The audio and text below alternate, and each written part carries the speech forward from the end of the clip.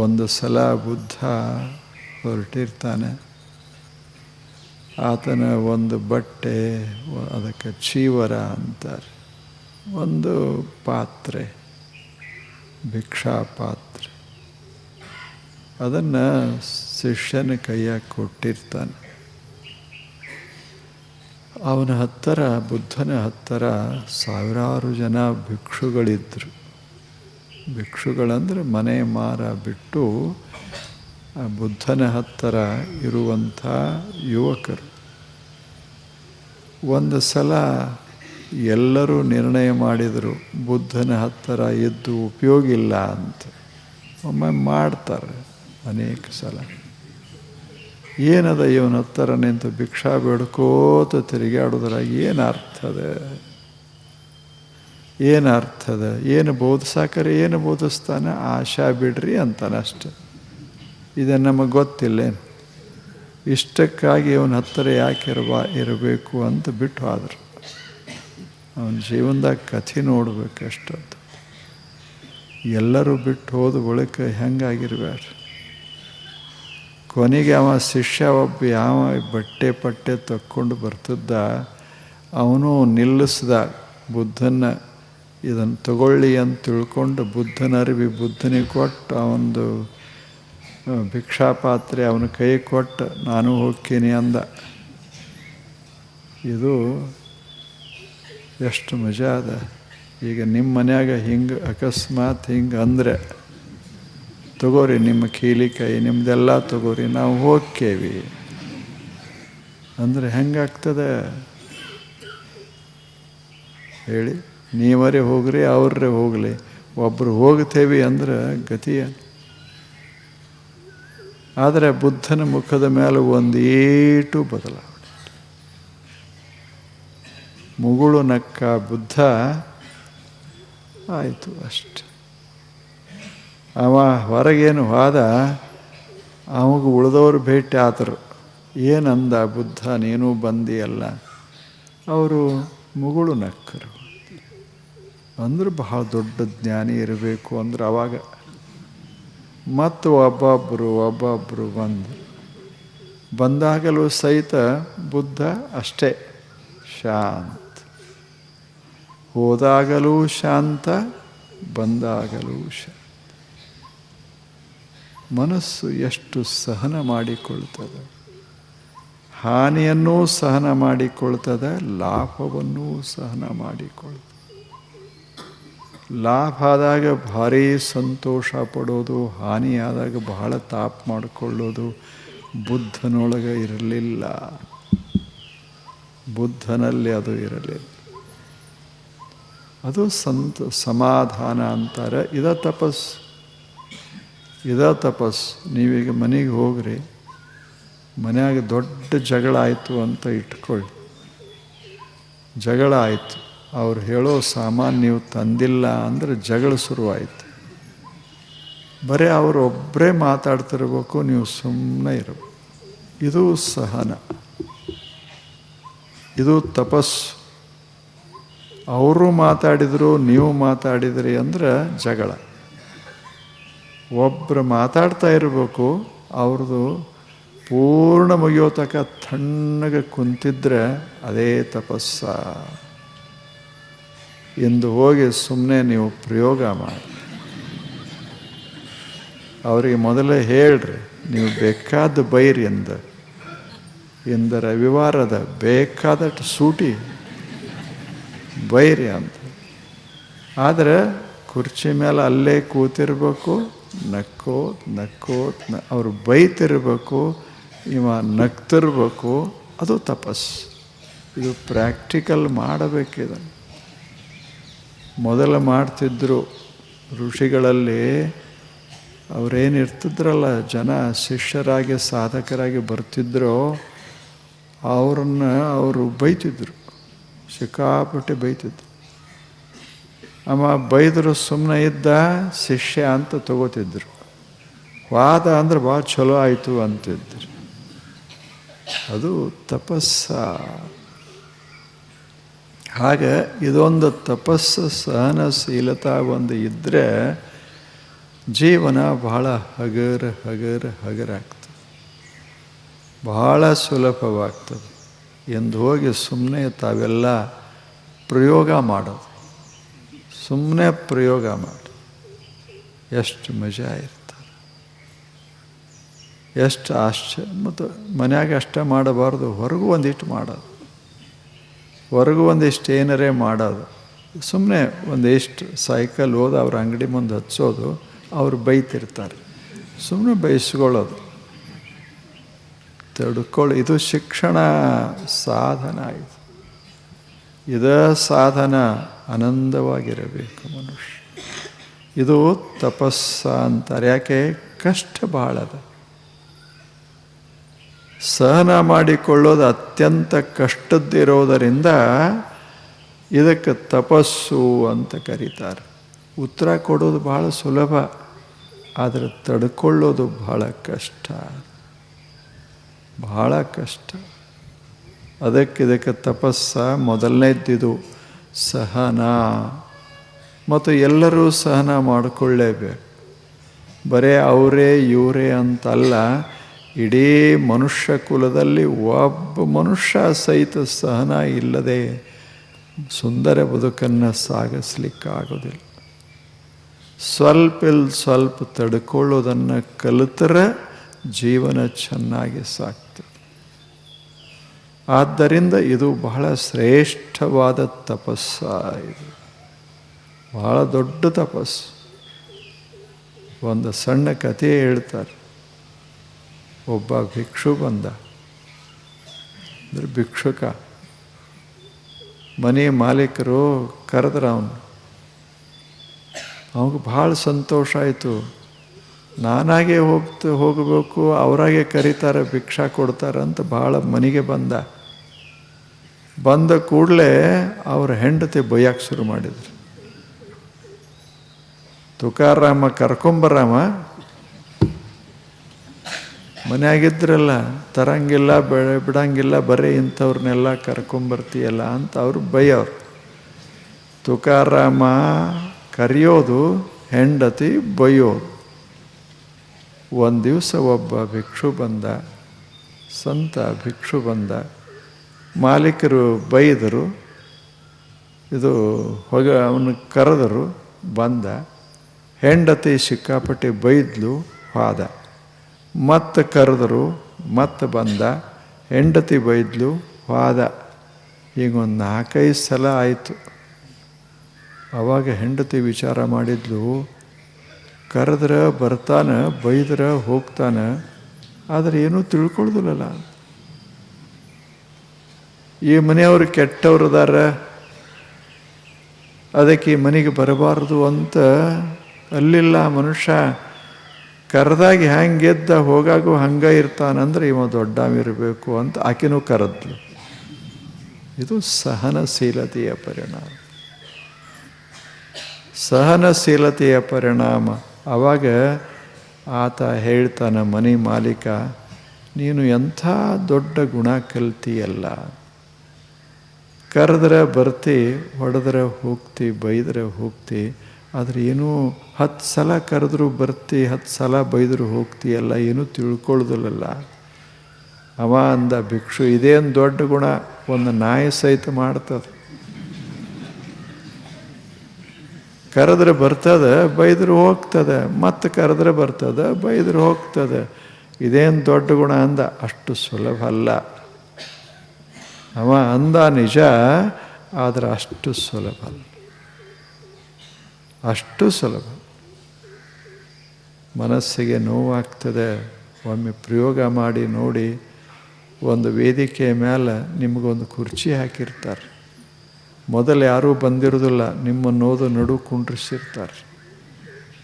ಒಬ್ಬೊಬ್ಬರು ದೊಡ್ಡವರು ಬಂದಂಗೆ ಸರ್ಸ್ಗೋದು. ಕೊನೆಗೆ ಬಂದವರು ಕಾರ್ಯಕರ್ತರು ಹೇಳ್ತಾರೆ, ಇನ್ನೊಬ್ಬರು ಬಂದಾರ್ರಿ, ತಾವು ಕೆಳಗೆ ಕೂಡ್ರಿ ಅಂತ. ಗತಿ ಏನು? ಹೆಂಗಾಗ್ತದೆ? ಹೇಗಾಗ್ತದೆ? ಮೊದಲ ಕೂತಾಗ ಹೆಂಗಿದ್ದ ಹಂಗೆ ಇಳಿಯಾಗಿದ್ದ ಅಂದರೆ ಸಂತ. ಅವ ತಪಸ್ವಿ. ಇಳಿ ಅಂದರೆ ಇಳಿದ್ರಾಯ್ತು, ಖಾಲಿ ಇದ್ರೆ ಕುಂತ್ರಾಯ್ತು. ಯಾಕೆ ತಾಪ ಮಾಡಿಕೊಳ್ಳೋದು? ಸಣ್ಣ ಕುರ್ಚೇನು ದೊಡ್ಡ ಕುರ್ಚೇನು ಹೇಳಿ? ಸಣ್ಣದೇನು ದೊಡ್ಡದೇನು? ಹಾಗೆ ಮನಸ್ಸು ತಯಾರಾಯಿತು ಅಂದರೆ ಅವನಿಗೆ ತಪಸ್ವಿ ಅಂತ ಕರೆಯೋದು. ತಾನ್ ತಿತಿಕ್ಷಸ್ವ ಭಾರತ. ಇದು ಮೊದಲನೇದ್ದು ತಪಸ್ಸು. ಎರಡನೇ ತಪಸ್ಸು ಕ್ರಮಜೀವನ. ಜೀವನ ಇದನ್ನು ಕ್ರಮಬದ್ಧವಾಗಿ ನಡೆಸೋದು. ಅದರಲ್ಲಿ 3 ಭಾಗ ನಾವು ಮಾಡಿಕೊಂಡೇವೆ ಈಗಾಗಲೇ. ಜೀವನದಲ್ಲಿ ಪ್ರಾರಂಭಿಕ ಜೀವನ ಅದು ವಿದ್ಯೆಗೆ ಮೀಸಲು. ಎರಡನೇದ್ದು ಗೃಹಸ್ಥ ಜೀವನ, ಮಧ್ಯಮ ಜೀವನ ಅದು ಉದ್ಯಮಕ್ಕೆ ಮೀಸಲು. ಮೂರನೇದ್ದು ಅದು ಪ್ರಸ್ಥ ಜೀವನ, ವಿಶ್ರಾಂತ ಜೀವನ, ಅದು ಸೇವೆ ಮತ್ತು ಧ್ಯಾನಕ್ಕೆ ಮೀಸಲು. 3 ಭಾಗ ಮಾಡಿ ಆಯಾ ಕಾಲದಲ್ಲಿ ಅದನ್ನೇ ಮಾಡೋದೇ ತಪಸ್ಸ. ಮೊದಲ ಭಾಗದ ವಯಸ್ಸಿನಲ್ಲಿ, ಆಯುಷ್ಯದಲ್ಲಿ ಅದನ್ನೇ ಮಾಡೋದು. 20 ವರ್ಷ ಆಗೋ ತನಕ ಅದನ್ನೇ ಮಾಡೋದು. ಕಲಿಯೋದು ಕಲಿಯೋದು ಕಲಿಯೋದು ಕಲಿಯೋದು. ಸುಂದರವಾದ ಕಾರ್ಯಗಳನ್ನು ಮಾಡೋದಕ್ಕೆ ಕಲಿಯೋದು ಮತ್ತು ಸುಂದರವಾಗಿ ಮಾತನಾಡೋದಕ್ಕೆ ಕಲಿಯೋದು. ಒಳ್ಳೆಯ ಆಲೋಚನೆಗಳನ್ನು ಮಾಡೋದಕ್ಕೆ ಕಲಿಯೋದು. ಹೀಗೆ ಕಲಿಬೇಕಾಗ್ತದೆ. ಇದನ್ನು ಕಲಿಯೋದಕ್ಕೆ ಕಲಿಕೆ ಶಾಲೆ ಅಂತ. ಜಗತ್ತೇ ಒಂದು ಸುಂದರವಾದ ಶಾಲೆ. ಇಲ್ಲಿ ನಾವು ನೋಡಿ ಕಲಿಬೇಕು, ಕೇಳಿ ಕಲಿಬೇಕು, ಮಾಡಿ ಕಲಿಬೇಕು, ಅವಶ್ಯ ಕಲಿಬೇಕು.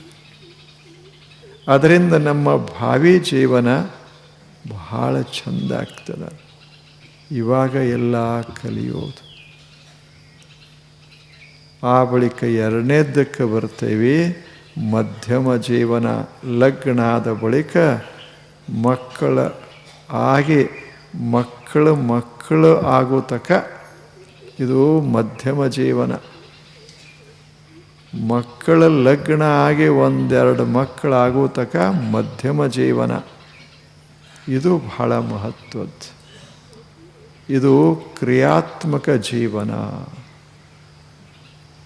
ಇಲ್ಲಿ ಬಹಳ ದೊಡ್ಡ ತಪಸ್ಸು. ಅಲ್ಲಿ 4 ಥರದಿಂದ ಆ ವ್ಯಕ್ತಿ ಬಾಳಬೇಕಾಗ್ತದೆ. 4 ಸಂಗತಿಗಳನ್ನು ಪಾಲಿಸಬೇಕು. ಅದು ಅವನ ನೀತಿ, ಅದು ಅವನ ತಪಸ್ಸು. ಮೊದಲನೇದ್ದು ನೋಡೇವಿ. ಏನು ಮಾಡೋದು? ಕಣ್ಣು ಆ ಕಡೆ ಈ ಕಡೆ ಹೋಗಬಾರ್ದು. ಅತ್ತ ಲಿತ್ತ ಹೋಗದಂತೆ ಹೆಳವನ ಮಾಡಯ್ಯ ತಂದೆ ಹೇಳಿಲ್ಲ?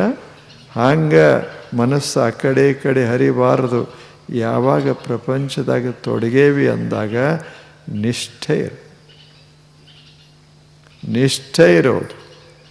ಲಗ್ನ ಆಗಿ ದೇಹ ಬಿಡೋ ತಕ ಲಗ್ನ ಆಗಾಗ ಹೆಂಗಿದ್ರೋ ಹಂಗೆ ಅದು. ಕಣ್ಣು ತಪ್ಪಾಗಬಾರದು, ಕಿವಿ ಮಾಡಬಾರದು, ಮನಸ್ಸು ತಪ್ಪಾಗಬಾರದು. ಗೃಹಸ್ಥಾಶ್ರಮ ಅಂದರೆ ಒಂದು ದೊಡ್ಡ ತಪಸ್ಸ. ಅದು ದೊಡ್ಡ ತಪಸ್ಸು. ಅಲ್ಲಿ ಬಸವಣ್ಣವ್ರು ಹೇಳ್ತಾರೆ, ಅದೊಂದು ಹರಿವ ಹಾವಿಂಗಂಜೆ. ನಿನ್ನೆ ನೋಡೇವಲ್ಲ, ಹರಿವ ಹಾವಿಗೂ ಅಂಜೋದಿಲ್ಲ ನಾನು, ಉರಿಯ ನಾಲಿಗೆಗೇನು ಅನ್ಸೋದಿಲ್ಲ, ಸುರಿಗೆಯ ಮನೆಗೇನು ಅನ್ಸೋದಿಲ್ಲ. ಆದರೆ ಒಂದಕ್ಕೆ ಅನಿಸ್ತೇನೆ, ಒಂದಕ್ಕೆ ಅಳಗ್ತೇನೆ. ಪರಧನ ಪರಸ್ತ್ರೀ ಎಂಬ ಜೂಬಿಂಗೆ ಅಂಚುವೆ ಕೂಡಲ ಸಂಗಮ ದೇವ. ಎಷ್ಟು ನಿಷ್ಠ! ಇದ ತಪಸ್ಸು. ಇನ್ನೊಬ್ಬರ ವಸ್ತುವನ್ನು ತಗೊಳ್ದಂಗೆ ನಮ್ಮ ವಸ್ತು ನಾವು ಬಳಸೋದು. ನಮ್ಮ ಟೇಬಲ್ಲು, ನಮ್ಮ ಕುರ್ಚಿ ಸಾಕಲ್ಲ. ನಮ್ಮ ಮನೆ, ನಮ್ಮ ಜನ ಸಾಕಲ್ಲ. ಆ ಭಾವ ಇತ್ತು ಅಂದರೆ ಅದಕ್ಕೆ ತಪಸ್ಸು ಅಂತಾರೆ. ಇದು ಮೊದಲನೇದ್ದು. ಎರಡನೇದ್ದು ಸುಂದರ ಕೆಲಸ ಮಾಡೋದು. ನಿನ್ನೆ ನೋಡ್ತಾ ಇದ್ದೀವಿ ಸ್ವಲ್ಪ. ಕೃಷಿ ಕಾಯಕವಿಲ್ಲದವರು ಭಕ್ತರಲ್ಲ. ಸತ್ಯ ಶುದ್ಧ ಇಲ್ಲದುದು ಕಾಯಕವಲ್ಲ. ಆಸೆ ಎಂಬುದೇ ಭವದ ಬೀಜ, ನಿರಾಸೆ ಎಂಬುದೇ ನಿತ್ಯ ಮುಕ್ತಿ. ಉರಿಲಿಂಗ ಪೆದ್ದಿಗಳರಸರಲ್ಲಿ ಸದರಬಲ್ಲ ಕಾಣ. ಒಬ್ಬ ಹೆಣ್ಣುಮಗಳು ಹೇಳಿದ್ಲು ಇದನ್ನು. ಒಬ್ಬ ಹೆಣ್ಣು ಮಗಳು ಆಗಿನ ಕಾಲದಲ್ಲಿ ಏನೇನೂ ಗೊತ್ತಿಲ್ಲದ ಒಬ್ಬ ಸಾಮಾನ್ಯ ಹೆಣ್ಣು ಮಗಳು ಎಂಥ ಸುಂದರ ಜೀವನದ ಸೂತ್ರ. ನಾವು ಹೆಂಗೆ ಬದುಕಬೇಕು ಅನ್ನೋದನ್ನು ಆಕೆ ಹೇಳ್ತಾಳೆ. 4 ಸುಂದರ ಮಾತುಗಳು. ಬದುಕಿನ ಕೊನೆ ಕ್ಷಣದವರೆಗೆ ಕೆಲಸ ಮಾಡ್ಕೋತ ಬಾಳಬೇಕು. ಕೊನೆ ಕ್ಷಣದವರೆಗೆ ನಿವೃತ್ತಿ ಅಂತೇನಿಲ್ಲ, ಬದಲ ಮಾಡಬೇಕಷ್ಟೆ. ಮೊದಲ ಮಾಡುವ ಕಾರ್ಯ ಆ ಬಳಿಕ ಸ್ವಲ್ಪ ಬದಲ ಮಾಡಿ ಇನ್ನೊಂದು ಕಾರ್ಯ ಮಾಡೋದೇ ವಿನಃ ಕಾರ್ಯವೇ ಇಲ್ಲ ಅನ್ನುವ ಜೀವನ ಇಲ್ಲ. ನಿವೃತ್ತಾದ ಬಳಿಕೇನು ಬರೀ ಮಲಗಿರ್ತೇವೆ ಹೇಳಿ. ನಿವೃತ್ತಾದ ಬಳಿಕ ಸ್ವಲ್ಪ ಕೆಲಸ ಹೆಚ್ಚಾಗ್ತದೆ. ಯಾಕೆ ಕೆಲಸ ಇಲ್ಲಲ್ಲ, ನೀವು ಆಫೀಸ್ಗೆ ಹೋಗೋದಲ್ಲ, ನೀವು ಕೆಲಸ ಮಾಡಿ ಅಂತಾರೆ, ಬಟ್ಟೆ ಒಗಿರಿ ಅಂತಾರೆ. ಆಗೋದಲ್ಲ. ಸ್ವಲ್ಪ ಭಾಂಡೆ ತಿಕ್ಕಾಕ ಬರ್ರಿ ಅಂತಾರೆ, ಸುಮ್ಮನೆ ಕುಂತು ಯಾಕೆ ಕಳೀತೀರಿ ಅಂತ. ಆವಾಗ ಇವ ಹೊರಗೆ ಹೊರಟ, ಮನ್ಯಾಗ ಇವೆಲ್ಲ ಕೆಲಸ ಹತ್ತಾವಂತ ಹೊರಗೆ ಹೋಗಿ ಸಂಘ ಕಟ್ಟಿದ. ಅವ್ರದ್ದೇ ಇಂಥವ್ರದ್ದೇ ಎಲ್ಲದೊಂದು ಸಂಘ. ಏನು ಮಾಡೋದು ಒಂದೇನರೆ ಗುಡಿ ತೆಗೆಯೋದು, ಒಂದು ಗಾರ್ಡನ್ ಮಾಡೋದು, ಒಳ್ಳೆ ಕೆಲಸಗಳಿಗೆ ಹಿಂಗೆ ತೊಡಗಿಸ್ಬೇಕು. ಸಾಮಾಜಿಕ ಕಾರ್ಯಗಳಲ್ಲಿ ತೊಡಗಬೇಕು. ಇದೇನು ಮಾಡ್ತಾರಲ್ಲ ಇದು ತಪಸ್ಸು. ನಿವೃತ್ತಿ ಅಂತೇನಿಲ್ಲ. ಹೆಣ್ಮಗಳು ಹೇಳ್ತಾಳೆ, ಜೀವನದ ತುಂಬ ಕೆಲಸ ಮಾಡಬೇಕು. ಕೃಷಿ ಕೃತ್ಯ ಕಾಯಕ ಏನಾದರೂ ಇರಲಿ, ಒಂದು ಸುಂದರ ಕೆಲಸ. ಮತ್ತು ಕೆಲಸ ಹೆಂಗಿರಬೇಕು ಅಂದರೆ ಸತ್ಯ ಶುದ್ಧ ಒಲ್ಲದುದು ಕಾಯಕವಲ್ಲ.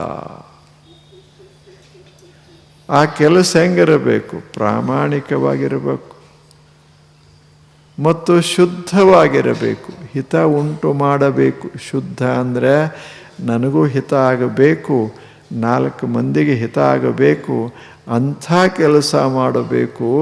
ಅದು ಕಾಯಕ. ಸತ್ಯ ಶುದ್ಧ ಇಲ್ಲದುದು ಕಾಯಕವಲ್ಲ. ಯಾವುದರಲ್ಲಿ ಕ್ರೌರ್ಯ ಅದ, ಕ್ರೂರತನ ಅದ, ಅದು ಕಾಯಕಲ್ಲ. ಎಲ್ಲಿ ಪ್ರೇಮದ, ಅದು ಕಾಯಕ. ಪ್ರೀತಿಯಿಂದ ಮಾಡೋದು, ಅದರಿಂದ ಪ್ರೇಮ ಹೆಚ್ಚಬೇಕು, ಅದರಿಂದ ಉತ್ಸಾಹ ಹೆಚ್ಚಬೇಕು, ಪರಸ್ಪರ ಹಿತ ಆಗಬೇಕು. ಅಂಥ ಸುಂದರ ಕಾಯಕಗಳನ್ನು ನಾವು ಮಾಡಬೇಕು. ಸತ್ಯ ಶುದ್ಧ ಇರಬೇಕು. ಅಂತ ಸ್ವಚ್ಛ ಮನಸ್ಸಿನಿಂದ ಮಾಡೋದದು. ಎರಡನೇದ್ದು. ಮೂರನೇದ್ದು ಹೇಳಿದ್ಲು, ಆಸೆ ಎಂಬುದು ಭವದ ಬೀಜ. ಮತ್ತು ನಾ ಇಷ್ಟು ಮಾಡ್ತೇನೆ, ಭಾರಿ ಬರಲಿ ಆದಾಯ ಅಂತೂ ತಲೆಗೆ ಹಾಕೋಬಾರ್ದು. ಬರ್ತದೆ, ದೇವರು ಕೊಟ್ಟಷ್ಟು ಬರ್ತದೆ. ಏನು ಬಂತೋ ಅದರಲ್ಲಿ ಮಸ್ತಾಗಿ ಬದುಕಬೇಕು ಅನ್ನೋದೇ ಅದು ಜೀವನ. ಆಸೆ ಎಂಬುದು ಭವದ ಬೀಜ. ಅತಿ ಆಶೆ ಮಾಡಿಬಿಟ್ರೆ ಭವಕ್ಕೆ ಕಾರಣ. ಬೀಜ ಅಂದರೆ ಕಾರಣ, ದುಃಖಕ್ಕೆ ಕಾರಣ, ಬಂಧನಕ್ಕೆ ಕಾರಣ ಭವದ ಬೀಜ. ನಿರಾಶೆ ಎಂಬುದೇ ನಿತ್ಯ ಮುಕ್ತಿ. ಏನು ದೇವರು ಕೊಟ್ಟ ಪ್ರಸಾದ ಅಂತ ಸ್ವೀಕಾರ ಮಾಡಿದರೆ ಅದೇ ನಿತ್ಯ ಮುಕ್ತಿ. ಕೊನೆಗೆ ಹೇಳ್ತಾಳೆ, ಇದೇನಷ್ಟು ಸುಲಭ ಅಲ್ಲ ಮಾತಾಡಿದಷ್ಟು. ಇದು ಗೃಹಸ್ಥನ ಎರಡನೆಯ ತಪಸ್ಸು. ಏನಿದು? ಕೆಲಸ ಮಾಡೋದು. ಬಹಳ ಉತ್ಸಾಹದಿಂದ ಕೆಲಸ ಮಾಡೋದು, ಪ್ರಸನ್ನತೆಯಿಂದ ಕೆಲಸ ಮಾಡೋದು, ಅತಿ ನಿರೀಕ್ಷೆ ಮಾಡದೇ ಕೆಲಸ ಮಾಡೋದು. ಇದು ತಪಸ್ಸು. ಇದು ತಪಸ್ಸು ಬಹಳ ಮಹತ್ವದ್ದು. ಎಂಥೆಂಥ ಕೆಲಸ ಮಾಡಿದರು ಜಗತ್ತಿನಲ್ಲಿ ನೋಡ್ತಿರಲ್ಲ. ಎಂಥ ಕೆಲಸಗಳು, ಸಣ್ಣ ಪುಟ್ಟ ಸುಂದರ ಕಾರ್ಯಗಳನ್ನೇ ಮಾಡಿದವರು ಬೇಕಾದಷ್ಟು ಜನ. ಸಣ್ಣ ಪುಟ್ಟ ಸುಂದರ ಕಾರ್ಯಗಳು. ಒಂದೇನೋ ಕಥೆ ಹೇಳ್ತಾರೆ. ಒಂದು ಹೊಲ ಇತ್ತು. ಆ ಹೊಲದಲ್ಲಿ ಅದು ತೋಟ, ಹೂವಿನ ತೋಟ. ಅಲ್ಲಿ ಒಬ್ಬ ಮಹಿಳೆ, ಆಕೆ 40 ವರ್ಷಗಳ ಕಾಲ ಆ ಹೊಲದಲ್ಲಿ ಕೆಲಸ ಮಾಡ್ತಿದ್ಲು. ಹೂಗಳನ್ನೆಲ್ಲ ಬೆಳೆಯೋದು, ಸುಂದರ ಹೂಗಳನ್ನು ಬೆಳೀತಿದ್ಲು. ಆಕೆ ಆ ಹೂಗಳನ್ನು ಮೊಟ್ಟ ಮೊದಲು ಏನು ಮಾಡ್ತಿದ್ಲು ಅಂದರೆ ಗುಡಿಗೆ ಕೊಡ್ತಿದ್ಲು. ಗುಡಿಗೆ ಮೊದಲನೇ ಹೂಗಳು ಗುಡಿಗೆ, ಆ ಬಳಿಕ ಉಳಿದವರಿಗೆ. ಹಾಗೆ ಒಂದು ಸುಂದರ ಸಣ್ಣ ತೋಟ ಮಾಡಿಕೊಂಡು ಮಸ್ತಾಗಿ ಬದುಕಿದವಳು. ಮನಸ್ಸಿನ ತುಂಬೆಲ್ಲ ಬರೀ ಹೂವ. ಪತಿ ದೇಹ ಬಿಟ್ಟಿದ್ದ, ಮಕ್ಕಳಿರಲಿಲ್ಲ. ಆದರೆ ತೋಟ ಹೂಗಳೇ ಮಕ್ಕಳಾಗಿ. ಪತಿ ದೇಹ ಬಿಡುವಾಗ ಹೇಳಿದ್ದ, ನೋಡು ಇದು ನಮ್ಮದು ಹೂದೋಟ. ನಾನಿದ್ದರೂ ಸರಿ, ನಾನು ಹೋದರೂ ಸರಿ, ಜೀವನ ಇದು ಹೂದೋಟ. ಹೆಂಗಿರಬೇಕು ಬದುಕ? ಇದು ಹೂದೋಟ. ದಿನಾಲೂ ನಾವು ಹೂಗಳನ್ನು ಬೆಳೀತಾ ಇರಬೇಕು. ಹೂವಿನಂಥ ಮಾತುಗಳನ್ನು ಆಡಬೇಕು. ಹೂವಿನಂಥ ನೋಟ ಆಗಬೇಕು. ಹೂವಿನಂಥ ಮಾಟ ಇರಬೇಕು. ಇದು ಪತಿ ಸತಿ ಇಬ್ಬರೂ ಕೂಡಿ ಒಂದು ಹೂದೋಟ ಮಾಡಿ, ಪತಿ ದೇಹ ಬಿಟ್ಟ ಬಳಿಕ ಹೂದೋಟ ಜೀವನ. ಆಕೆ ಮಹಿಳೆ ಹೆಂಗಿರಬೇಕು? ನಮ್ಮದೆಲ್ಲ ಕಲ್ಲು ಮುಳ್ಳಿನ ತೋಟ. ಏನು ಜಗಳ, ಏನು ಬಡ್ದಾಟ, ಏನು ಹೊಡೆದಾಟ. ಹೌದಲ್ಲ? ಸುಮ್ಮನೆ ಹೂದೋಟ. ಆಕೆ ಹಿಂಗೆ ಪುಷ್ಪ ಕೊಟ್ಟು, ದೇವನಿಗೆ ಕೊಟ್ಟು ಬರ್ತಿದ್ಲು. ತನ್ನ ಕಾಯಕದೊಳಗೆ ತಾನು ಮುಳುಗಿದ್ಲು. ಇದು 40 ವರ್ಷ ಹೀಗೆ ನಡೆದಿತ್ತು. ಒಮ್ಮೆ ಗುಡಿಯ ಪೂಜಾರಿ, ಬಹಳ ದೊಡ್ಡ ಮಂದಿರ, ಆ ಗುಡಿಯ ಪೂಜಾರಿ ಆಕೆಗೆ ಭೇಟಿಯಾದ. ಆಕೆ ದಿನಾಲೂ ಕೊಡ್ತಿದ್ಲಲ್ಲ, ಆಕೆಯ ಪುಷ್ಪ ಬರೋ ತನಕ ಪೂಜಾ ನಡೀತಿರಲಿಲ್ಲ. ಹಂಗೆ ಆತ ಕೇಳ್ದ, ನೀನು ದಿನಾಲೂ ಪುಷ್ಪ ಕೊಡ್ತೀಯಲ್ಲ,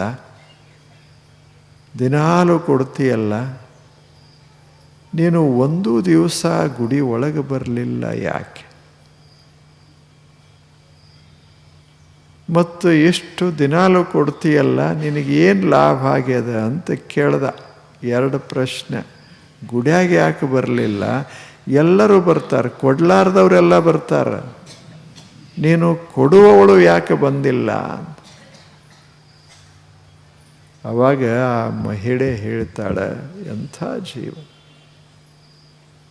ಎಂಥ ಜೀವ. ನೋಡಿ, ನಾನು ಏನು ಹೂವು ಹಿಂಗೆ ಬೆಳೆಸಿ ಮುಂಜಾನೆ ಹಿಂಗೆ ಹರಿಯುವಾಗ ನನ್ನ ಕಣ್ಣಾಗಿರೋದೆಲ್ಲ ದೇವರೇ, ನನ್ನ ಮನಸ್ಸಿನಾಗಿರೋದೆಲ್ಲ ದೇವರು. ಒಂದು ಹೂವು ಹಿಂಗೆ ಹರಿದೆ, ಇದು ದೇವನಿಗೆ ಹೂವು, ಇದು ದೇವನಿಗೆ ಅಂತ ಹೂ ಹರಿದು ತಂದು ಇಡೋ ತಕ ನನ್ನ ಸಮೀಪನೇ ದೇವರು ಇರುವಾಗ ಮತ್ತು ಒಳಗೆ ಯಾಕೆ ಹೋಗೋದು? ಯಾಕೆ? ಹೊರಗ ದೇವ, ಒಳಗೇನು ಹೊರಗೆ. ಗ್ವಾಡಿ ಕಟ್ಟಿದ ಕೂಡಲೇ ದೇವರು ಒಳಗಾಗ್ತಾನೆ, ಗ್ವಾಡಿ ಬಿಚ್ಚಿದ ಕೂಡಲೇ ಏನು ಹೊರಗಾಗ್ತಾನೆ? ಇಲ್ಲ. ಹಾಗೆ ನಾನು ಬಂದಿರೋದು ಅಷ್ಟೇ ಅಲ್ಲ ಪೂಜಾರಿಗಳೇ, ನಾ ಏನು ಪುಷ್ಪ ಬೆಳಿತೀನಲ್ಲ, ಪ್ರತಿಯೊಂದು ಪುಷ್ಪದ ಒಳಗೆ ದೇವನ ಮುಖ ಕಾಣ್ತದೆ. ಯಾಕೆ? ಅದು ದೇವನಿಗಾಗಿ. ಏನು ಸೌಂದರ್ಯ, ಎಷ್ಟು ಮಾಧುರ್ಯ. ಈಗ 70 ವರ್ಷ ಆಗ್ಯಾವ ಆ ಮಹಿಳೆಗೆ, 40 ವರ್ಷ ಹೂ ಕೊಟ್ಟಾಳ. ಆದರೆ ಒಂದು ದಿವಸ ಒಳಗೆ ಹೋಗಿ ಬೇಡಲಿಲ್ಲ. ಪೂಜಾರಿ ಕೇಳಿದ್ದ, ಏನು ಲಾಭ ಆಯಿತು? ಆಕೆ ಹೇಳಿದ್ಲು, ನನಗೆ ಆನಂದ ಆಯ್ತಲ್ಲ, ಇದೇ ಲಾಭ, ಇದಕ್ಕಿಂತ ದೊಡ್ಡ ಲಾಭ. ಏನು ದಿನಾಲು ಕೊಡುವಾಗ ಏನು ಸಂತೋಷ ಆಗ್ತದೆ. ಜನ ಎಲ್ಲ ಬಂದು ಏನು ಹೂಗಳು ಅಂತಾರೆ. ಹೂಗಳು ಎಷ್ಟು ಸುಂದರ ಹೇಳಿ. ನನ್ನ ಜೀವನ ನನ್ನ ಪತಿ ಇರೋವರೆಗೆ ಹೂದೋಟ, ಈಗ ಮತ್ತೆ ಹೂದೋಟ. ನಮ್ಮದು ಹೂದೋಟದ ಮನೆ, ಹೂದೋಟದ ಜೀವನ. ನಮ್ಮ ಜೀವನದ ಅಂಗಳದೊಳಗೆ ನಾವಿಬ್ಬರೂ ಬೆಳೆದದ್ದೇ ಹೂಗಳನ್ನು ಹೇಳಿ. ಇಂಥ ಜನರಿಗೆ ತಪಸ್ವಿಗಳು ಅಂತ ಕರೆಯೋದು. ನಿರೀಕ್ಷೆ ಬಹಳ ಇಲ್ಲ, ನಿರೀಕ್ಷೆ ಇಲ್ಲ. ನಮ್ಮದು ಲೆಕ್ಕ ಇರ್ತದೆ. 10 ಪೈಸಾ ಯಾವುದರೇ ದೇವಾಲಯಕ್ಕೆ ಕೊಟ್ಟರೆ ನಮ್ಮ ಹೆಸರು ಎಲ್ಲೆಲ್ಲಿ ಹಾಕ್ಯಾರ? ಇಲ್ಲ, ಹಾಕಬಾರ್ದಂತಲ್ಲ, ಹಾಕಬೇಕು. ಆದರೆ ನಾವು ಹುಡುಕಾಡ್ತಿರ್ತೇವೆ ನಮ್ಮ ಹೆಸರು ಎಲ್ಲದೆ. ನಾವು ಕೊಟ್ಟಿದ್ದು 10 ಪೈಸೆ, ಗಳಿಸಿದ್ದು ಕೋಟಿ, ಕೊಟ್ಟಿದ್ದು 10. ದೇವರಿಗೆ ಅದು, ದೇವರಿಗೆ ಅವ 1 ಕೋಟಿ ಕೊಟ್ಟ ಬಳಿಕ ನಾವು ಕೊಡೋದು 10 ಪೈಸೆಗಾಗಿ ಅವ 1 ಕೋಟಿ ಕೊಡಬೇಕು. ಒಂದು ದಿವಸ ಮಾರುತಿ ಕಡೆ ಹೋದ ಒಬ್ಬ. ಮಾರುತಿ ಕುಂತಿದ್ದ ಒಳಗೆ, ದೀಪ ಇರಲಿಲ್ಲ.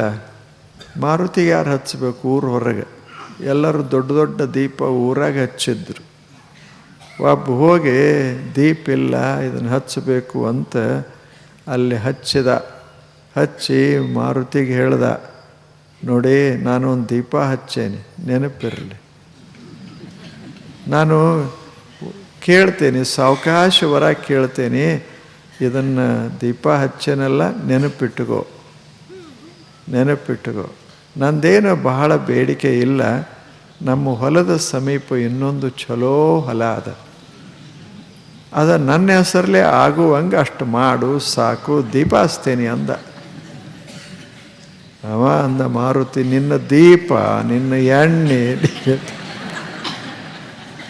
ಮತ್ತು ಅಷ್ಟು ಹೊಲ ಕೊಡಿಸೋದಾದ್ರೆ ನನ್ನ ದೀಪ ನಾನೇ ಹಚ್ಕೋತಿದ್ದ. ಎಲ್ಲದ ಇದಲ್ಲ. ಸುಮ್ಮನೆ ಸುಂದರ ಕಾರ್ಯಗಳನ್ನು ಸೂರ್ಯ ಬಿಸಿಲ ಕೊಡ್ತಾನೆ, ಬಿಲ್ಲ ಕೊಡ್ತಾನೆ, ಮೇಘ ಮಳೆ ಸುರಿಸ್ತಾನೆ, ಏನು ಕೊಡ್ತಾನೆ? ಮೇಘ ಏನು ಬೇಡ್ತದೆ?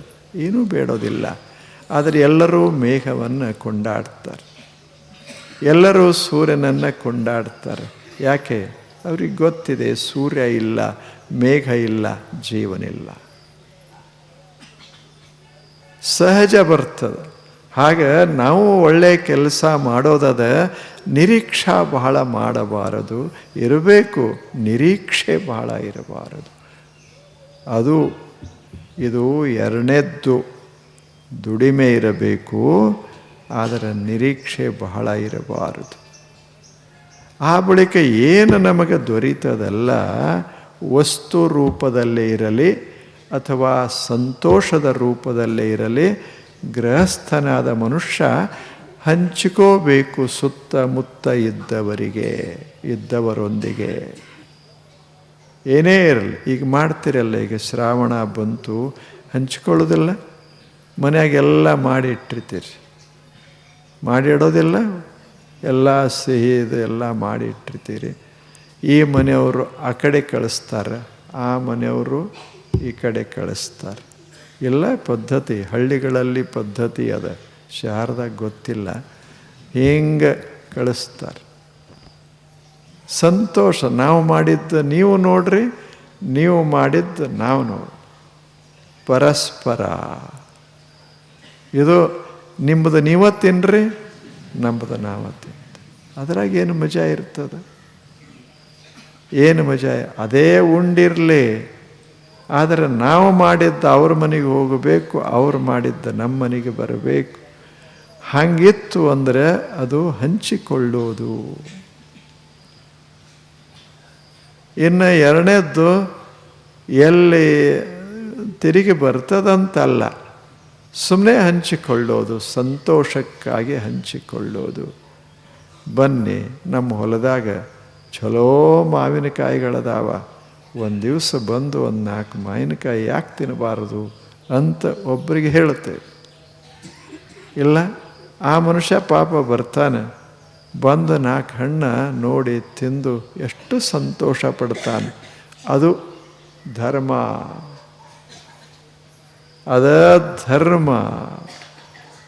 ಹಂಚಿಕೊಂಡ ಒಂದು 4 ಹಣ್ಣುಗಳನ್ನು ಹಿಂಗೆ ಹಂಚಿಕೊಂಡ. ಇದು ಹಂಗೆ ಹೋಗೋದಿಲ್ಲ, ಆ ಮನುಷ್ಯನ ಹೃದಯವನ್ನು ಗೆದ್ದ. ಒಂದು ಹಣ್ಣು ಕೊಟ್ಟು ಹೃದಯವನ್ನೇ ಗೆದ್ದ. ಇದು ದುಡಿಯೋದು ಒಂದು. ಎರಡನೇದ್ದು, ಏನು ದುಡಿತೇವಿ ಅದರ ಫಲ ಬರ್ತದೆ. ಸ್ವಲ್ಪ ಸ್ವಲ್ಪ ಹೀಗೆ ಸಂತೋಷಕ್ಕಾಗಿ ಹಂಚಿಕೊಂಡಿರುವುದು. ನಮ್ಮದು ನಾವೇ ಮಾಡಬಾರದು, ಅಲ್ಲವೇನು? ಒಂದೇನ್ರೆ ಮನೆಗೆ ಸಾಮಾನು ತಂದರೆ, ಭಾಳ ಜಾಣರು ಸಾಮಾನು, ಒಂದು ಚಲೋ ಸಾಮಾನು ಅವ್ರ ಮನ್ಯಾಗ ಇರೋದಿಲ್ಲ, ಅಂಥ ಸಾಮಾನು ಇವ ತಂದ ಬಳಿಕ ಏನು ಮಾಡ್ತಾರೆ? ಸುಮ್ಮನೆ ಬಾಗಿಲ ಹಾಕ್ಕೊಂಡು ಉಪಯೋಗ ಮಾಡೋದಿಲ್ಲ.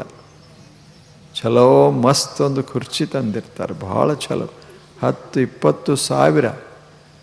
ಆ ಬಳಿಕ ಅವರಿಗೆ ಆಮಂತ್ರಣ ಕೊಡ್ತಾರೆ, ನಮ್ಮ ಮನೆಗೆ ಕಾಫಿ ಕುಡಿಯೋಕೆ ಬರ್ರಿ, ಚಹಾ ಕುಡಿಯೋಕೆ ಬರ್ರಿ ಅಂತ. ಕಾಫಿ ಮಹತ್ವದ್ದಲ್ಲ, ಕುರ್ಚಿ. ಬರೇ ತಾನೇ ತಂದು ತಾನೇ ಇಟ್ಟು ಬಳಕ ಅದಕ್ಕೆ ಬೆಲೆ ಬರುವುದಿಲ್ಲ. ಅದು ಅವನ್ನ ಕರೆದು ಒಂದಿಷ್ಟು ಕಾಫಿ ಕೊಟ್ಟು, ಚಹಾ ಕೊಟ್ಟು, ತಿನ್ನಕ್ಕೆ ಕೊಟ್ಟು, ಆ ಬಳಿಕ ಅವ ಕೇಳ್ತಾನೆ, ಏನು ಎಷ್ಟು ಚಲೋ ಅದಲ್ಲ, ಯಾವಾಗ ತಂದ್ರಿ? ಅದಕ್ಕೆ ನಿಮ್ಮನ್ನು ಕರೆದದ್ದ ಅದಕ್ಕೆ. ನಿಮಗೆ ಗೊತ್ತಿಲ್ಲ ಇದಕ್ಕೆ ನಾನು ಎಷ್ಟು ಕಷ್ಟಪಡಬೇಕಾಗಿತ್ತು. ಇದು ಸ್ವಿಟ್ಜರ್ಲೆಂಡ್ದಿಂದ ಬಂದದ, ಸ್ವಿಟ್ಜರ್ಲೆಂಡ್ದಿಂದ ಬಂತು. ಸ್ವಿಟ್ಜರ್ಲೆಂಡ್ದಿಂದ ಎಲ್ಲಿಗೆ ಬಂತು? ಮುಂಬೈಗೆ ಬಂತು. ಸ್ವಿಟ್ಜರ್ಲೆಂಡಕ್ಕೆ ಅಲ್ಲಿ ಯಾರು ಕಳಿಸಿದ್ರು? ಮುಂಬೈದವರೇ ಕಳಿಸಿದ್ರು. ಇವರು ಕಳಿಸಿ ಅಲ್ಲಿ ಹೋಗಿ ಅಲ್ಲಿ ಸಿಕ್ಕ ಹಾಕ್ಕೊಂಡು ಮುಂಬೈಗೆ ಬಂದು ನಮ್ಮ ಮನೆಗೆ ಬಂತು. ಮಜಾ ಇಲ್ಲ? ಅಷ್ಟೇ ಹಂಚಿಕೊಳ್ಳೋದು. ಒಂದು ಕಾಫಿ ಕೊಟ್ಟರೆ ಇಷ್ಟು ಸಂತೋಷ ಆಗ್ತದಂದ್ರೆ ಹಂಚಿಕೊಳ್ಳೋದು ಎಷ್ಟು ಮಹತ್ವದ್ದದ. ಹಾಗೆ ಹಂಚೋದದೆ. ಸುಮ್ಮನೆ ಒಬ್ಬ ಮನುಷ್ಯ ಬಂತು ಅನ್ನ ಕೊಡೋದು, ಒಂದಿಷ್ಟು ನೀರು ಕೊಡೋದು. ನಾವೇನು ಮಾಡ್ತೀವಿ? ಕಳ್ಕೊಳ್ಳೋದಿಲ್ಲ, ಹೃದಯವನ್ನೇ ಗೆಲ್ತೇವೆ. ಒಂದು ಕಾಫಿ ಕಿಮ್ಮತ್ತೆ ಅಷ್ಟು, ಒಂದು 4 ರೂಪಾಯಿ ಇರಬೇಕು, ಆದರೆ ಹೃದಯ ಗೆಲ್ತೇವೆ. ಏನು ಚಲೋ ಮನೆ ಅವ್ರದ್ದು, ಎಂಥ ಒಳ್ಳೆಯ ಜನ ಅದಾರ. ಬರ್ರಿ ಅಂತಾರೆ, ಕೂಡ್ರಿ ಅಂತಾರೆ, ಹೋದವ್ರಿಗೆ ಬರೆದವ್ರಿಗೆ ಒಂದಿಷ್ಟು ಉಪಚಾರ ಮಾಡ್ತಾರೆ. ಎಷ್ಟು ಒಳ್ಳೆಯ ಜನ, ಸದ್ಭಾವ ಅಲ್ಲೇ. ಇದ ಗೃಹಸ್ಥನ ಸಂಪತ್ತ. 4 ಮಂದಿ ಸುತ್ತಮುತ್ತ ಇರೋರು ಮೆಚ್ಚುಗೆ ವ್ಯಕ್ತ ಮಾಡಿದರೆ ಅದು ಇವನ ಸಂಪತ್ತ. ಅವರೇನು ಸಂಪತ್ತಿನಾಗ ಭಾಗಿ ಅಲ್ಲ, ಆದರೆ ಈ ಹೃದಯದಲ್ಲ, ಇದು ಸಂಪತ್ತ. ಕರೆದು ಒಂದಿಷ್ಟು ಕೊಡೋದು. ನೀವು ನೋಡಿ, ಹಳ್ಳಿ ಜನ ಬಹಳ ಬಹಳ ಅದ್ಭುತ ಇರ್ತಾರೆ. ಒಂದೇನ್ರೆ ಒಂದು ಸೀತನಿ ಸುಡಾಕ್ ಶುರು ಮಾಡಿದ್ರು ಅಂದರೆ ಹಾದಿಗೆ ಹೋಗೋವ್ರನ್ನ ಕರೀತಾರೆ. ಯಾರೇ ಹೊಂಟಿದ್ರು ಅಂದ್ರೆ ಕರೆದ ಆ ಸೀತ್ನಿ ಅವ್ರಿಗೆ ಕೊಟ್ಟು ಹೆಂಗದಾವ ಸೀತ್ನಿ ಅಂತಾರೆ. ಭಾಳ ಚಲೋಪಾಯ, ಭಾಳ ಚಲೋ ಅದಾವ, ಸಾರ್ಥಕ ಆಯಿತು ಅಂತ. ಇಲ್ಲೇನು ಇದು ಧರ್ಮ, ಅದ್ಭುತ ಗುಣ ಇದು.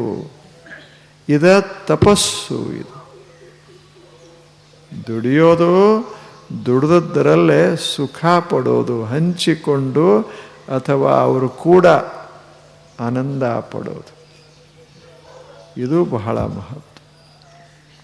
ಇದು ಎರಡನೆಯ ಗುಣ. ಇದು ಉದ್ಯಮ ಮಾಡೋದು. ಮೂರನೆಯ ಗುಣ ಹಂಚಿಕೊಳ್ಳೋದು. ಆ ಬಳಿಕ ನಾಲ್ಕನೇದ್ದು ಕೃತಜ್ಞತೆಯನ್ನು ಅರ್ಪಿಸೋದು. ಗೃಹಸ್ಥ ಕೃತಜ್ಞನಾಗಿರಬೇಕು. ಎದಕ್ಕೆ? ಭೂಮಿಗೆ, ನೀರಿಗೆ, ಗಾಳಿಗೆ, ಸೂರ್ಯನಿಗೆ, ದೇವನಿಗೆ, ನಿಸರ್ಗಕ್ಕೆ ಆತ ಕೃತಜ್ಞನಾಗಿ. ಯಾಕೆ? ಭೂಮಿಯಿಂದಲೇ ಎಲ್ಲ ಬರೋದು, ಮಳೆಯಿಂದಲೇ ಎಲ್ಲ ಬರೋದು, ಪ್ರಾಣಿಗಳಿಂದ ಎಲ್ಲ ಬರೋದು, ನಿಸರ್ಗದಿಂದ ಎಲ್ಲ ಬರೋದು. ಹಾಲ ಕೊಡ್ತದೆ, ಆಕಳನ್ನು ಪ್ರೀತಿಸೋದು ಇಲ್ಲವೇನು? ನೀರ ಕೊಡ್ತದೆ, ಬಾವಿಯನ್ನು ಆರಾಧಿಸೋದು. ಈ ಯಾವುದರಿಂದ ಏನು ತಗೊಳ್ತೇವೆ ಅದಕ್ಕೊಂದಿಷ್ಟು ಕೃತಜ್ಞತಾ ವ್ಯಕ್ತ ಮಾಡೋದಲ್ಲ. ಇದ ಪೂಜಾ ಅರ್ಚ. ಇದನ್ನು ದಿನಾಲು ಸ್ವಲ್ಪ ಮಾಡಬೇಕು. ಎದ್ದ ಕೂಡಲೇ ಭಗವಂತನೇ ಕೋಳಿ ಕೂಗದ ಮುನ್ನ ಏಳುವುದು ದಿನನಿತ್ಯ. ದಯಾಳು ದೇವ, ಯಾಕೆ ಎಲ್ಲ ಕೊಟ್ಟಾನ, ನಿಸರ್ಗ ದೇವತೆ. ಆದ್ದರಿಂದ ದಯಾಳು ದೇವನಮ್ಮ ನೆನೆದರೆ ದೇವರು ಆಳಿನಾಳಯ್ಯ ಸರ್ವಜ್ಞ. ಎದ್ದ ಕೂಡಲೇ ಮನೆಯೊಳಗೆ ಇದೊಂದಿಷ್ಟು ಮಾಡಬೇಕು. ಅದಕ್ಕೆ ಪ್ರತಿಯೊಂದು ಮನೆಯೊಳಗೆ ಭಾರತದಲ್ಲಿ ಒಂದು ದೇವರ ಮನೆ ಅಂತ ಮಾಡಿರ್ತಾರೆ. ದೇವರ ಮಾಡಲ್ಲ, ದೇವರ ಕೋಣೆ ಅಂತ ಮಾಡಿರ್ತಾರೆ. ಮಾಡ ಬೇರೆ, ಕೋಣೆ ಬೇರೆ. ಈಗೆಲ್ಲ ಮಾಡ್ತಾರೆ. ಇಲ್ಲೇ ಕೋಣೆ ಅಂದರೆ ಶಾಂತ ವಾತಾವರಣ ಇರ್ತದೆ. ಅಲ್ಲಿ ಹೋಗಿ ಕೂತು ಬೆಳಿಗ್ಗೆ ಕೃತಜ್ಞತಾ ಅರ್ಪಣ ಮಾಡೋದು. ಭಗವಂತನೇ ಎಲ್ಲವನ್ನ ಕೊಟ್ಟಿಯಲ್ಲ, ಏನು ಮನೆ, ಎಂಥ ಮನೆಯೊಳಗೆ ಜನ, ಇಷ್ಟೆಲ್ಲ ಸುತ್ತಮುತ್ತ ನೆರೆ ಹೊರೆಯವರು, ದುಡಿಯುವ ಶಕ್ತಿ ಕೊಟ್ಟಿದೆ, ಒಂದಿಷ್ಟು ಭೂಮಿ ಕೊಟ್ಟಿದೆ, ಅನ್ನ ಕೊಟ್ಟಿದೆ, ನಿನಗೆ ನಾನು ನಮಿಸುತ್ತೇನೆ ಅಂತ ಇಷ್ಟು ಹೇಳಿದ್ರೆ ಸಾಕು, ಅದೇ ಪೂಜಾ. ಅದು ಪೂಜೆ. ಗೃಹಸ್ಥ ಮಾಡುವ 4 ಕೆಲಸಗಳಿವು. 4 ಅದು ಅಲ್ಲ. ಮೊದಲನೇದ್ದು ನಿಗ್ರಹ, ಎರಡನೇದ್ದು ಉದ್ಯಮ, ಮೂರನೇದ್ದು ಹಂಚಿಕೊಳ್ಳೋದು, ನಾಲ್ಕನೇದ್ದು ಅರ್ಚನಾ. ಇವು 4 ಗೃಹಸ್ಥನ ತಪಸ್ಸುಗಳು. ಇವು 4 ಬಹಳ ಮಹತ್ವದವು. ಆ ಬಳಿಕ ಇದಿಷ್ಟೆಲ್ಲ 2ನೇ ಜೀವನ ಮುಗೀತು ಇಲ್ಲಿಗೆ. ಇನ್ನು 3ನೇ ಜೀವನ, ಮನ್ಯಾಗ ಮಕ್ಕಳು ಮೊಮ್ಮಕ್ಕಳು ಎಲ್ಲ ಶುರುವಾಗ್ತದೆ. ನೀನು ಆ ಪ್ರಾಪಂಚಿಕ ಭಾವದಿಂದ ಹೊರಗೆ ಬರಬೇಕು. ಇನ್ನು ನೀನು ಪತಿಯಲ್ಲ, ನೀನು ಸತಿಯಲ್ಲ, ನೀನು ಏನೂ ಅಲ್ಲ. ನೀನೀಗ ವಿಶ್ವದ ಕಡೆ ಲಕ್ಷ್ಯ ಕೊಡಬೇಕು. ವಿಶ್ವದ ದೇವತ್ವದ ಅಲ್ಲ, ಅದರ ಕಡೆ ಲಕ್ಷ್ಯ ಕೊಡಬೇಕು. ನೀನು ಸಣ್ಣ ಮನೆಯಿಂದ ಇನ್ನು ವಿಶಾಲವಾದ ಜಗತ್ತಿನಲ್ಲಿ ಪ್ರವೇಶ ಮಾಡಬೇಕು ಮಾನಸಿಕವಾಗಿ. ಅದಕ್ಕೆ 3ನೆಯ ಭಾಗ, ಜೀವನದ 3ನೆಯ ಭಾಗ, ಅಲ್ಲಿ ಸೇವೆ ಮತ್ತು ಧ್ಯಾನ. ಸೇವೆ ಮಾಡೋದು ಅಂದರೆ ಮಾಡೋದು, ಪ್ರತಿಫಲ ಇಲ್ಲ, ಏನೂ ಇಲ್ಲ, ಸುಮ್ಮನೆ ಮಾಡೋದು. ಮೊದಲು ಮಾಡಿ ಗಳಿಸ್ತದ್ದ ಈ ಕೊನೆ ಹಂತದಲ್ಲಿ ಬರೇ ಮಾಡೋದು ಏನೂ ಇಲ್ಲ. ಆ ಬಳಿಕ ಧ್ಯಾನ ಪ್ರಪಂಚ ಧ್ಯಾನ ಅಲ್ಲ, ಯಾವುದರ ಧ್ಯಾನವೂ ಅಲ್ಲ. ಕೊನೆಗೆ ಯಾವುದು ಉಳೀತದ ಅಂಥ ಅದ್ಭುತವಾದ ವಸ್ತುವಿನ ಧ್ಯಾನ ಮಾಡೋದು. ಮುಗಿತು, ನನ್ನ ಜೀವನದ ಕೊನೆಯ ಹಂತಗಳಿವ, ಕೊನೆಯ ದಿನಗಳು ಶಾಂತವಾಗಿ ಹೋಗೋದು. ಅದೇ ತಪಸ್ಸು. ಹಿಂಗೆ 3 ಜೀವನ 3 ಥರದ ತಪಸ್ಸ. ಇದಕ್ಕೆ ಕ್ರಮಜೀವನಂ ತಪಃ, ಇದಕ್ಕೆ ತಪಸ್ಸು ಅಂತ. ಕ್ರಮವಾಗಿ ಬದುಕುವುದೇ ತಪಸ್ಸು. ಚಲೋ ಇಲ್ಲ ಇದು? ಎಷ್ಟು ಚೆನ್ನಾಗಿದೆ. ಮೊದಲ ಜೀವನ, ಮಧ್ಯ ಜೀವನ, ಅಂತಿಮ ಜೀವನ. ಅಂತಿಮ ಜೀವನ ಸಂತೋಷಕ್ಕಾಗಿ ಮೀಸಲು. ಹೆಚ್ಚು ಬಂತು, ಹೆಚ್ಚು ಹೋಯಿತು ಯಾವುದಿಲ್ಲ. ಎಲ್ಲವೂ ದೇವನ ಪ್ರಸಾದ ಅಂತ ಅನುಭವಿಸ್ತಾ, ದೇವನನ್ನು ನೆನೆಸ್ತಾ ಹೋಗ್ತೇವಲ್ಲ, ಇದು ಅಂತಿಮ ಜೀವನ. ಹೀಗೆ ಜೀವನವನ್ನು ಕ್ರಮಬದ್ಧಗೊಳಿಸಿ ಅದಕ್ಕೆ ಸರಿಯಾದ ನಾವು ರೀತಿಯಲ್ಲಿ ಕಾರ್ಯಗಳನ್ನು ಮಾಡಿದರೆ ಅದೇ ತಪಸ್ಸು.